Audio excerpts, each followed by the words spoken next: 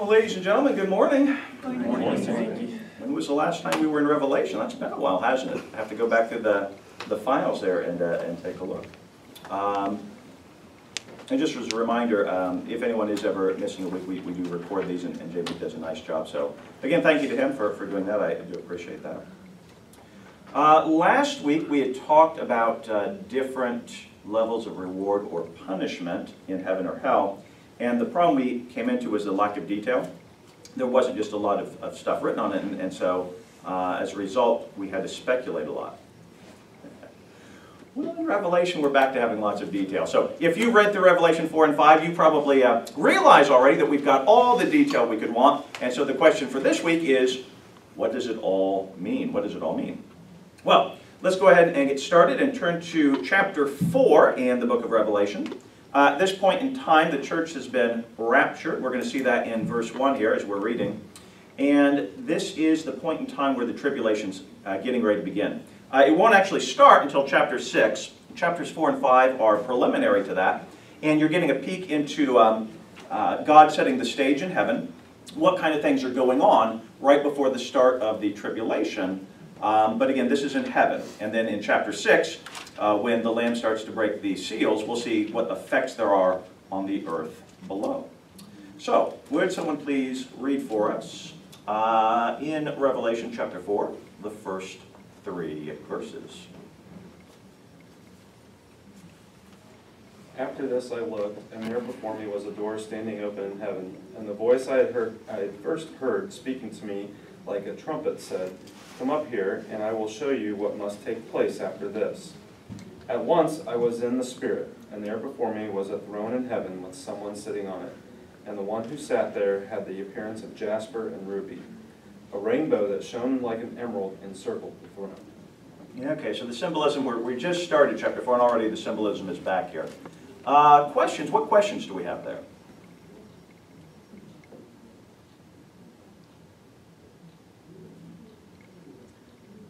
Well, at once I was in the Spirit. Does it just mean, what do you mean by that? And then what? Jasper, carnelian, emerald, yeah, that's all that stuff. Okay. Yeah, is carnelian something different than ruby? Are they two different translations? Or? A lot of the stones mentioned in the Old and New Testament, we're not exactly 100% sure what they are. So that's why some translations will translate the original Greek word slightly differently. We're just not sure. So what do we do with this? Well, the last time we had a bunch of symbolism in Revelation was back in chapter 1. And if you recall, even though we couldn't be 100% sure on everything, I think we got a lot of understanding, a lot of closure by looking back and seeing how these symbols were used in other places in the Bible. So I'm reading through here and I'm saying jasper and carnelian, and I'm asking myself, well, is there a reason God put those details in here?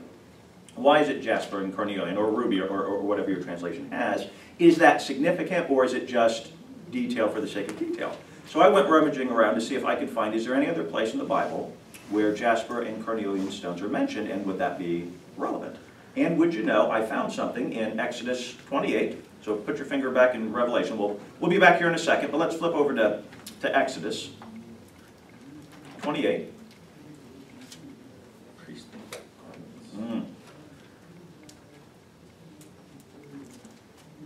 And in chapter 28, God is giving directions, starting in verse 15. He's describing the clothing that the high priest is to be wearing. And if somebody would read from 15 through 21, chapter 28, 15 through 21, please. Fashion a breastpiece for making decisions, the work of a skilled craftsman. Make it like the ephod, of gold and of blue, purple, and scarlet yarn, and of finely twisted linen. It is to be square, a span long and a span wide, and folded double. Then mount 4 rows of precious stones on it. In the first row there shall be a ruby, a topaz, and beryl. In the second row, a turquoise, a sapphire, and an emerald. In the third row, a jacinth, an agate, and an amethyst. In the fourth row, chrysolite, an onyx, and a jasper. Mount them in gold filigree settings. There are to be 12 stones, one for each of the names of the sons of Israel, each engraved like a seal with the name of one of the 12 tribes. Okay, thank you. So I've got an artist representation. I'll just kind of go and show it here. So it's a pouch. It's a pouch the high priest would have, and on that pouch, or on the pouch, he would have the 12 stones. And what did we say the 12 stones were for? 12 tribes. The 12 tribes. And inside the pouch are the Urim and the Thummim, which is a study for another day. Did you hear the stones that we were looking for there? Oh, that's a good idea. There you go. We good? We're good. Okay. I didn't even think about that. Thank you. Did you hear the stones we were looking for, the jasper and the carnelian mentioned in there? Yes. Well, not only were they mentioned, but where were they mentioned at? The ruble First he and was last. the first row, and the jasper was the last one. They stood for, as we read, the 12 tribes of Israel. The first and last born of Israel were Reuben and Benjamin, and that's what the jasper and the carnelian stand for. Now that we have that background, does that have anything to do with what we're talking about in Revelation? Why would God use those particular stones? Is that a coincidence, or do you suppose that that is meaningful in some way, that those two in particular were mentioned? Well, you said it was the first stone and the last stone. Makes me think Alpha and Omega. Yeah.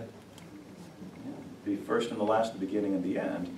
I would suggest that that probably isn't a coincidence. Again, I'm speculating here, but I would see that this is another one of those beginning and end statements. In particular, it is in the context of Israel. Because at this point, the church has been raptured. We're in heaven now. And so God's plan proceeds on earth with the tribes of Israel. And so this is, I think, kind of a little nod to that effect. Okay. Any other questions on that? Or maybe anything else that you'd like to comment on? Got John's in heaven. He's seeing all these things. Jasper and carnelian, possibly representing the first and the last of Israel. Are we ready to move on? Other questions? Let's go. Let's go. All right. So then we've got verse, let's do 4 and 5 next. 4 and 5. Surrounding the throne were 24 other thrones, and seated on them were 24 elders. They were dressed in white and had crowns of gold on their heads. From the throne came flashes of lightning, rumblings, and peals of thunder. In front of the throne were seven lamps were blazing. These are the 7 spirits of God. Okay, thank you. So in verse 4, we've got, let's just say, around the throne were 24 thrones, and on the throne sat 24 elders dressed in white clothes with gold crowns on their heads. So when I read that, what's my thought? What's my question? Who are the elders representative? Who are these elders? It's probably, as you read through commentaries on this, probably the biggest question that commentators argue about in Revelation chapter 4 is this question right here: who are the elders? Because we're going to see them again. He's also mentioned in chapter 5, some other places there we're going to read about these elders. Well, who are they? And why 24 of them? Is that significant? And one guy I was reading counted them up, and he said there's like no less than 13 different theories on who these 24 elders are. But mainly it comes down to 2 positions that commentators have kind of came down on one side or the other. Some see these 24 as angelic beings, and some see them as humans, either representing Israel or the church or some sort of combination of both. Does anyone have any, I'm just curious, for those of you with Bibles with footnotes, would you take a moment to look at that and see, does your footnotes address that? Do they weigh in one side or the other? I'm just curious. What? Mine suggests both, and in the second, if they're people, it says the number 24 is often understood to reflect the 12 Israelite tribes of the Old Testament and the 12 apostles of the New Testament. That would have been my guess. Did they have the angel Yeah, I here mentioned in that there, before. in there too? Mine doesn't say anything, but my first thought was 12 tribes of Israel and then 12 apostles. Judas wouldn't be there. but then they replaced them with Matthias. It's true. Anybody else have commentaries? I see all of you with your phones. Where's your commentaries now, huh? Huh? Oh, you got the message over there. Let's see what the message says. All right. And the If they would be angelic beings, would this be the only place that angels would ever have crowns? I think that's a really good point Adam brings up. I can't, that was one of the things I looked at, because it does say they have crowns, and it also calls them, what? What name does it give them? What do they refer to as? Elders. Elders. Well, elders, again, is the best of my knowledge, is only applied to humans. And the reason for that is, what does the word elder mean at its base level? What does it mean to be an elder? Someone who is what? Is an old person, right? Literally, that's what the word means. Well, angels are timeless. They don't grow old. So that word itself wouldn't be appropriate to apply to an angel. And then I spent most of my time looking at and I know we're in chapter 4, but I want to pop over to chapter 5 briefly, because I spent most of my time doing this. It just fascinates me. I know no one else is going to find this interesting in the least bit, but I'm teaching, so I get to do what I want here. So in chapter 5, we meet these 24 elders again in verse 8. In verse 8, and I think this might add a little bit of information that we could use to figure out who they are. Would someone like to read 5:8? And, yeah, just 5:8 for right now. And when he had taken it, the 4 living creatures and the 24 elders fell down before the Lamb. Each one had a harp, and they were holding golden bowls full of incense, which are the prayers of God's people. Okay. And then verse 9 as well. So we've got the elders here, the 4 living creatures. We haven't seen them yet. That's coming up. But we've got 24 elders, and they're about to sing something. And let's see what they sing in verse 9 and 10 is their song. Would someone read 9 and 10? Can you sing that for us? No. Although I imagine Apologetics probably has it covered. And they sang a new song. You are worthy to take the scroll and to open its seals because you were slain. And with your blood you purchased men for God from every tribe and language and people and nation. You have made them to be a kingdom and priests to serve our God, and they will reign on earth. Does anyone have a different translation than that? Absolutely fascinating. Someone with a phone, with a phone where you can switch the different translations there. Would you look up, please, that same verse, 5:9, in the King James Version, the old King James? Listen to the difference. It's very subtle. So as we're reading it here, compare to your version and see if you can catch the difference. King James is going to do something different here. And they sung a new song, saying, Thou art worthy to take the book, and to open the seals thereof. For thou wast slain, and hast redeemed us to God by thy blood out of every kindred, and tongue, and people, and nation. And hast made us unto God kings and priests, and we shall reign on the earth. Did you catch it? Us. They're singing in the first person, He redeemed us, which would eliminate the question altogether, because Christ didn't die for the angels. It would mean that these are human beings, whether Jewish tribe leaders or 12 apostles. They are definitely human. And I read that and I think, well, why does the King James have it and no one else does? I mean, we've got NIV, doesn't have it. What other translations do we have here? Holman Christian Holman- says people, but has a footnote that it could be us. Yeah. No translation except for King James got that right. And at first when I came across that, my initial prejudice was against the King James Version, because they used,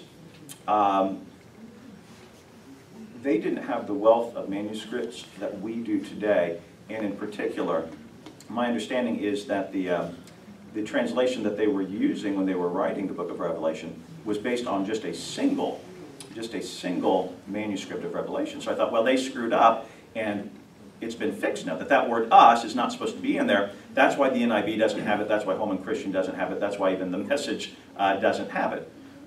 The Catholic Public Domain has it. Oh, it does. Okay, so I stand corrected. King James and the Catholic version has it as well. And I began looking into that, and it turns out, and we've talked about this before, there are thousands, literally thousands of Greek manuscripts, thousands of them. They all have the word us.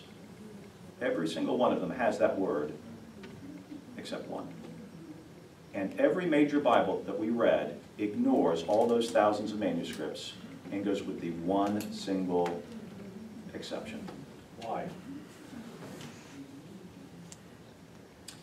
If you were to ask them why they did it, I can answer that. You want to go into that? Okay, let's go into that. That's a fair question. So I will answer that. But it is almost certainly an error. That probably should say us. That should say us. The King James, this is one of the rare times when the King James Version actually is the better translation than the modern ones. They are speaking of us. And you can see that too. Gene, I think, inserted the word people. If you don't have us there, it just says you redeemed what? Because the word people is not in the Greek there. It's missing. If you take out the word us, as the modern translations have done, it doesn't say who was redeemed. It just says you redeemed for God, and it doesn't say who's being redeemed. So the modern translations have to supply that. So why did they do that? Why would you, if you were translating a Bible, ignore every single one of the manuscripts out there, the Greek manuscripts out there, and go with the one version that doesn't have it? And the answer was that they didn't like the fact that if they put us in, this is how it would sound. In verse 9. You are worthy to take the scroll and to open its seals, because you were slaughtered, and you redeemed us for God by your blood, first person, from every tribe and language and people and nation. Verse 10, you made them the kingdom. It switches to third person. And the translator said that that's awkward, going from first person to third person, and that we should ignore that we shouldn't do that. And I don't know, did I write this down? Maybe I didn't. Okay. And they said, well, that's wrong. You can't grammatically go from the first person to the third person. And I'm sorry I don't have this, but there is actually a place. I'm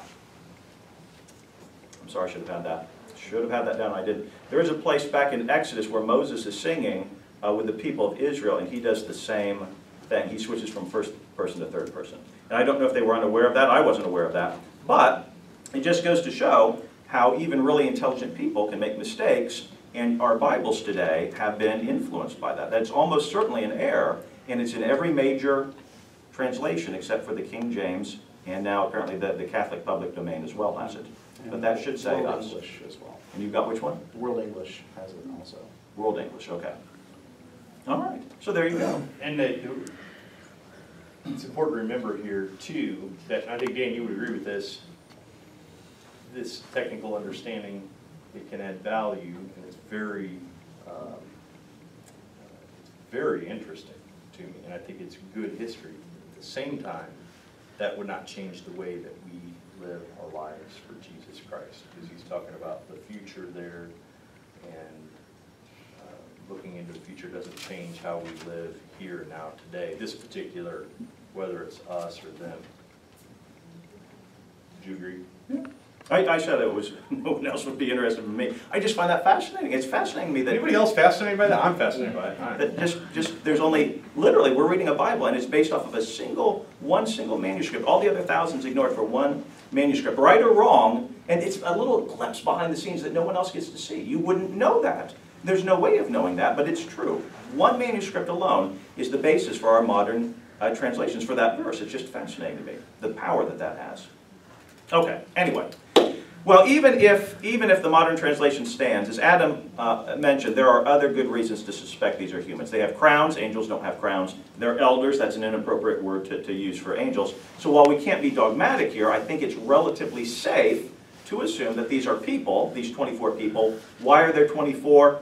Again, can't be dogmatic. I tend to agree with what you were saying about 12. The 12 apostles and the 12 tribes of Israel. We do see that in other places. For instance, still in Revelation, if you want to flip over to 21, near the end of the book here, chapter 21, verse 12, I will read. They're speaking of the New Jerusalem. And in verse 12 it says, the city, that is the New Jerusalem, had a massive high wall with 12 gates, and 12 angels were at the gates. The names of the 12 tribes of Israel's sons were inscribed on the gates. There were 3 gates on the east, 3 on the north, 3 on the south, 3 on the west. The city wall had 12 foundations, and the 12 names of the Lamb's 12 apostles were on the foundations. So the gates were inscribed with the 12 names of the sons of Israel, but the foundations had the 12 apostles' names. So again, it's that blend of Old and New Testament Israel and the church coming together. So I don't think it's a stretch to say we've got the same thing going on here, although again, we can't be dogmatic about that. Okay. And who was the apostle that replaced Judas then? Matthias. Yeah, they drew lots for that. It's interesting, you would have thought the foundations would be the 12 tribes of Israel, and then the gates would be the 12 apostles, because the foundation has to come before the gates. And the Old Testament came, no, I hadn't thought about that, that's a good point. Fascinating. Anything else there? Dan, could elders not be translated as leaders of the church there? Since an elder was a leadership role? Elder did come to mean a leadership role, that's true. But the very fact that they were called elders was because a leader of the church was supposed to be an old man. That's what they were saying. You aren't supposed, biblically, you're not supposed to have a young man leading the church. That's why the word elder is used there. Okay. Which is why when there's at the Jehovah's Witnesses or the Mormons, I think it's the Mormons come by and they got the little nameplates. Have you ever talked to them? It always says, Elder. elder so-and-so, I'm Elder Dan. They're like 20-something. I'm like, really? We don't. You call them out Just- on it? I've got other things I discuss, but it's like, it's indicative of the entire problem there. Words don't mean what they're supposed to mean when you're talking to a cultist. Anyway, don't want to get distracted here. Back on we go. In verse 5, back in chapter 4, we've already read verse 5. Flashes of lightning and rumblings of thunder came from the throne. 7 fiery torches were burning before the throne, which are the 7 spirits of God. That's good. We don't need to interpret that. We know what that is. It's the 7 spirits of God. And then we are ready for verses 6 through 8. Also before the throne there was what looked like a sea of glass, clear as crystal. In the center around the throne were 4 living creatures, and they were covered with eyes in front and in back. The first living creature was like a lion, the second was like an ox, the third had a face like a man, the fourth was flying like an eagle. Fourth was a flying eagle. Each of the 4 living creatures had 6 wings and was covered with eyes all around, even under his wings. Day and night they never stopped saying, Holy, holy, holy is the Lord God Almighty, who was and is to come. All right, you get all that? That Clear enough? sounds disgusting. Like eyes I'm guessing we should everywhere, look like back at monsters. Ezekiel. And that's exactly right. We are going to be doing that. This doesn't, for whatever reason, this doesn't generate as much controversy as the elder says, but it's still fascinating because these are some weird sounding creatures, aren't they? Some weird sounding creatures. The most common explanation, the most common interpretation that I find is the one I'm going to put up on the board here. They say, okay, we've got 4 creatures. We've got a lion, an ox or calf, we've got a man and an eagle. And in the Gospels, right, all 4 Gospels present the same basic facts, the same basic story of Jesus' life and death, but they do so from slightly different perspectives. They focus on different things. For instance, Luke, being a doctor, is going to tend to focus more on the human side, the medical side. And in the book of Matthew, the Gospel of Matthew, they would say Jesus is portrayed as a lion, which represents him being king, the lion of the tribe of Judah. And so as you read through Matthew, while it will cover the same events, it does so by kind of highlighting the fact that he is the king of the Jews. He is our king. But then Mark, while covering the same ideas, presents Christ more as a servant, coming to serve man, which is also true. And the animal kind of representing the servant is the ox. Luke, as we just mentioned, focuses on the humanity of Christ, Son of Man, which is, well, yeah, man. This is really awkward. Let's come over here.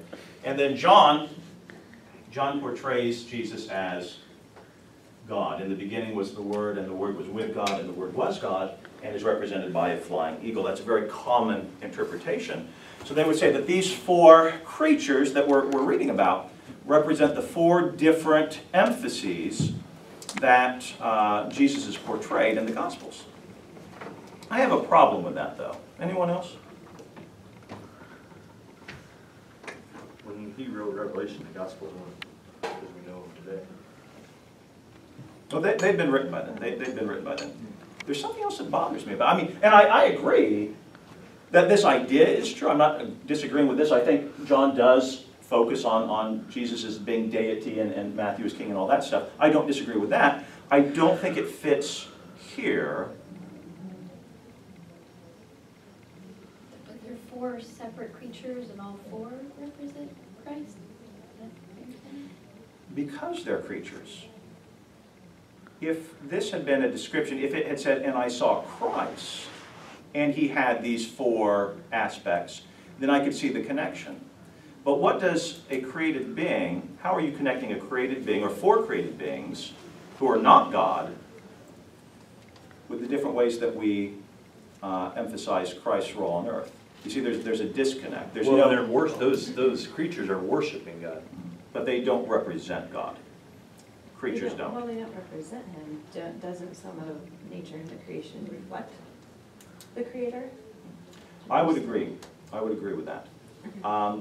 I do not agree that this is a good interpretation. And so we're going to go with what Logan mentioned. If we're stuck, what I tend to do is say, well, have we seen this anywhere else in the Bible? Have these symbols been used anywhere else in the Bible? And they have been in the Old Testament. And that's a problem. Another problem for this is because in Old Testament times, Jesus hadn't come to the earth yet. He hadn't fulfilled any of those 4 roles. And so it's very difficult to maintain this as an interpretation, in my opinion. So what context do we see these in? Well, in Ezekiel, and there's a bunch of these, so we're not going to have time to do all of them, but let's look at one of the shorter ones maybe in Ezekiel, and I'll give you the verses if you want to look those up. But Ezekiel chapter 1, Ezekiel's going to give us an indication. He's up in heaven too, and in verse 4, if someone wants to start reading, we're going to get some more descriptions of creatures at least similar to this. Ezekiel 1, verses 4 through 21. I looked and I saw a windstorm coming out of the north, an immense cloud with flashing lightning surrounded by brilliant light. The center of the fire looked like glowing metal, and in the fire was what looked like 4 living creatures. In appearance their form was human, but each of them had 4 faces and 4 wings. Their legs were straight, their feet were like those of a calf, and gleamed like burnished bronze. Under their wings on their 4 sides they had human hands. All 4 of them had faces and wings, and the wings of one touched the wings of another. Each one went straight ahead. They did not turn as they moved. Their faces looked like this. Each of the 4 had the face of a human being, and on the right side each had the face of a lion, and on the left the face of an ox. Each also had the face of an eagle. Such were their faces. I'm going to stop you there for a second. We obviously see some similarities here, but there are some differences too. Did you catch it? Number of wings. A different number of wings. There are 4 of them, but there's still, each one's a combination of And those things? it says almost like they were like this, but not they were creatures. It said they looked like the creatures. Similar to, not exactly the same as. They didn't have eyes everywhere. Didn't have the eyes everywhere. And they weren't around the throne of God. They were sent out. And that's an important point. How many faces do they have? 4. One head with 4 faces, whereas the other one, it seems like there were 4 creatures, each with a single face. And so a lot of commentators would say, well, these aren't the same creatures because of these differences. And I tend to agree with that, but I'm getting a little creative. In John's vision, he sees the 4 creatures around the throne, right? So one would be here, and one would be here, and one would be here, and one would be here. So if John is standing at a fixed point, he would see on one creature the front of their head, one the back, one the left, one the right. He could just be describing the side of the face he sees. It's a possibility. I'm speculating, completely speculating. I don't know that for certain. But it could be that these were 4-headed creatures in Revelation 2, but John doesn't see that because of their position around the throne. He's only seeing one side of their face at a time. Just a thought. Although the eyes are still a problem. And the wings. And the wings, which we're going to get to. We're not going to let that go. So, would you, have you already put that away? Okay. No, I got it. Up to 21, please. What'd you say? 11 through 20, okay. Actually, you know what, let's, I think we'll stop there and go in, because it's a long passage, I don't want to read all of it. In chapter 10, same book, Ezekiel 10, we've got a description of the cherubim. And we have a little clue here as to what they look like. In verses, where do we want to start? Let's start with verse 9. Ezekiel 10:9. It says, I looked, that's Ezekiel, and there were 4 wheels beside the cherubim, 1 wheel beside each cherub. The luster of the wheels was like the gleam of a beryl. In appearance, all 4 had the same form, like a wheel within a wheel. When they moved, they would go in any of the 4 directions without pivoting as they moved, but wherever the head faced, they would go in that direction without pivoting as they went. Their entire bodies, including their backs, hands, wings, and the wheels that the 4 of them had, were full of eyes. So there we go. The other passage I don't think mentioned it, but this one does. They're filled with eyes. As I listened, the wheels were called the wheelwork. Each one had 4 faces. The first was that of a cherub, the second that of a man, the third of a lion, the fourth of an eagle. And then our final one in Isaiah chapter 6, we have a different type of heavenly being. Those were cherubim. This is one that the Bible calls the seraphim. And in Isaiah chapter 6, I'll just read a few verses again, just a little bit here from Isaiah 6, 1 and 4. Isaiah says, in the year that King Uzziah died, I saw the Lord seated on a high and lofty throne, and his robe filled the temple. Seraphim were standing above him. Each one had 6 wings, which is the same as our angels, our creatures rather, in Revelation. So there are differences. The seraphim had the 6 wings. The cherubim had the eyes and the 4 faces. I would suggest to you that this is a type of angel that's not mentioned anywhere else. It seems to combine the characteristics of the seraphim and the cherubim. As I think it was Ben mentioned, the cherubim that we saw earlier with the 4 faces traveled with God, whereas these angels in Revelation seem to be on more of a guard duty. They stand around God, and maybe God has a different class of angels for that. But that is my suggestion to you, due to the similarities in Ezekiel and Isaiah, that these 4 creatures that we're reading about are angels, some sort of angelic class similar to the seraphim and the cherubim. Back in Ezekiel, it even mentions the throne looking almost exactly the same as described in Revelation. So, if you ask me what does it mean, I don't think this is bad, I don't think this is wrong, but in the context, I would take these as literal creatures, angelic creatures that are there to guard the glory of God. That's my interpretation of it. In Isaiah, they also do the singing. And they're singing in Isaiah as well.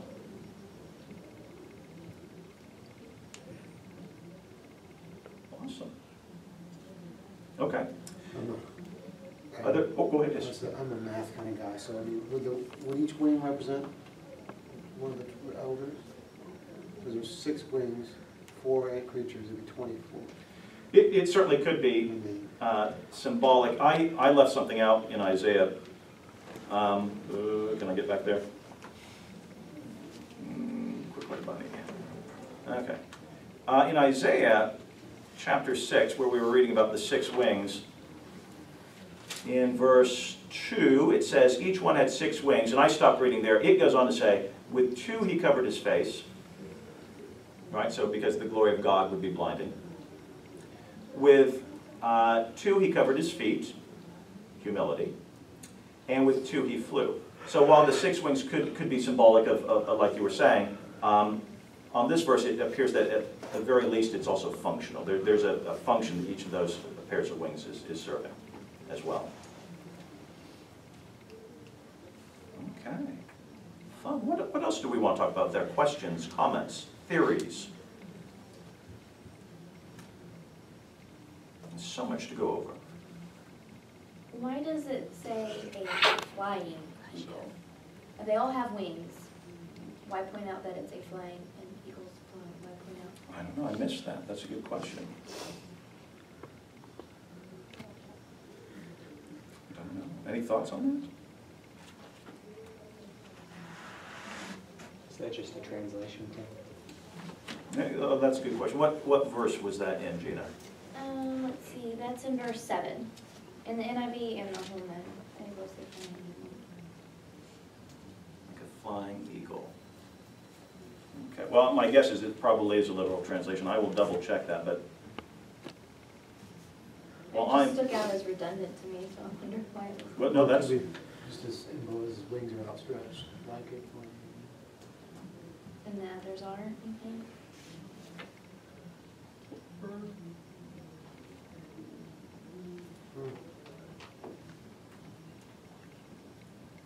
Yeah, it could be that one was flying and the other three were hanging out on the ground. that is a literal translation, a flying eagle.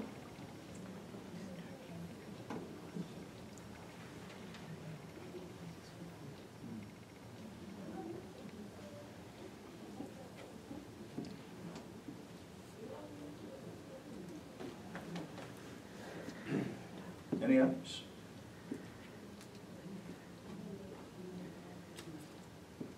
God seems to make some pretty weird looking angels. That's a lot different than anything we have any. Yeah. Now, normally when angels appear, first things they say are, "Do not be afraid." So it would sound. Yeah, I'd be terrified of that. And oftentimes they would take on human form, like in Sodom when they appeared to Lot, they took on human form. This other translation says the fourth like an animal, the fourth like an eagle in flight. The other translation. You know, pick There was another one random- out there somewhere, okay. Pick All right. translation. Well, it is important to check all of our sources, I suppose.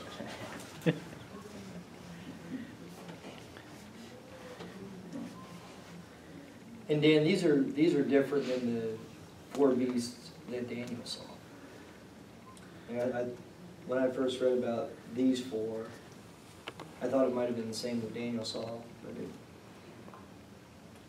These are different, yes. These are different. They do seem to be associated with God. They travel with God, they guard God. They're kind of like his royal guard almost, I think.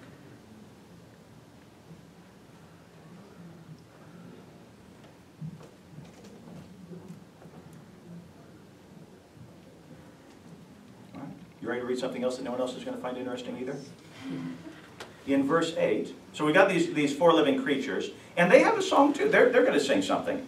Would somebody like to read, just verse 8, I guess? Each of the four living creatures had 6 wings and was covered with eyes all around, even under his wings. Day and night they never stopped saying, "Holy, holy, holy is the Lord God Almighty, who was and is to come." And I don't know how many times I've read that, and I've never noticed this. I was reading one of the commentaries, and they pointed this out, and I'm like, how did I never notice this before? Holy, holy, holy, Lord God the Almighty, who was, who is, and who is coming. I want to focus on that last little bit there, who was, who is, and who is coming. There's something odd about that, and I had never noticed it. I was so used to hearing that phrase, who was, who, okay, so we got like past tense, present tense, future tense, and I just gotten so used to that, I never really stopped to consider it. There's something funny there. Does anyone see it? Is to come. Yeah, why is that strange? Well, if they are saying these are Jesus, then, and they're singing Jesus is coming, then that would seem odd to me. The God who was, who is, and if the third phrase hadn't been there, what would you have thought it should say? Who was, who is, and Always will be. will be. That's the verb to be. Was, past tense, is, present tense, will be, future tense. They switched verbs. And I had never noticed that. They're changing emphasis at the end there. They're focusing on God's pre-existence, his current existence, and then his future coming. And that's a theme throughout the book of Revelation. I'm not sure, I don't have any clear answers on this, but the fact that the Lord's coming back is a huge emphasis. In fact, the book closes with that in chapter 22, the very last words of Jesus. What are the last things Jesus says to us before the Bible ends? With you to the very end of the age. I am the Alpha and Omega. Well, let's look it up. It's right there, Revelation 22. Flip to it's literally the last page in the Bible. Yes, I am coming soon. I'm coming quickly. And then John's response is, Amen, come, Lord Jesus. That's the last words that Jesus left us with, is this hope that he is not just coming, he is coming quickly.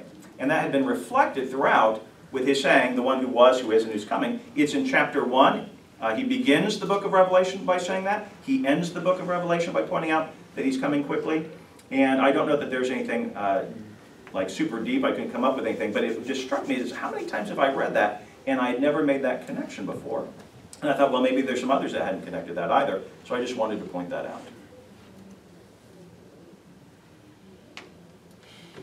Awesome sauce. Should we finish up chapter 4? That way we can say we got chapter done? Sure. Or is that not going to be? All right, you want to read the last few verses there? Whenever the living creatures give glory, honor, and thanks to him who sits on the throne and who lives forever and ever, the 24 elders fall down before him who sits on the throne and worship him who lives forever and ever. They lay their crowns down before the throne and say, "You are worthy, our Lord and God, to receive glory and honor and power, for you created all things, and by your will they were created and have their being." So we're talking about God as creator and sovereign here. Remember that God's getting ready to start the tribulation, the worst period of suffering on earth. And I think part of the reason that we have chapters 4 and 5 here as kind of a parenthesis before that happens is to show that God has the authority to do that. He's the one who created the earth. All worship belongs to him. Fallen man has subverted that, and the judgment that's about to fall out here in another chapter or two is going to be appropriate. Okay. So, if you have, let's go ahead and, well, first of all, questions. Any questions that we need to address before we pause for the day? Comments? Questions for next time?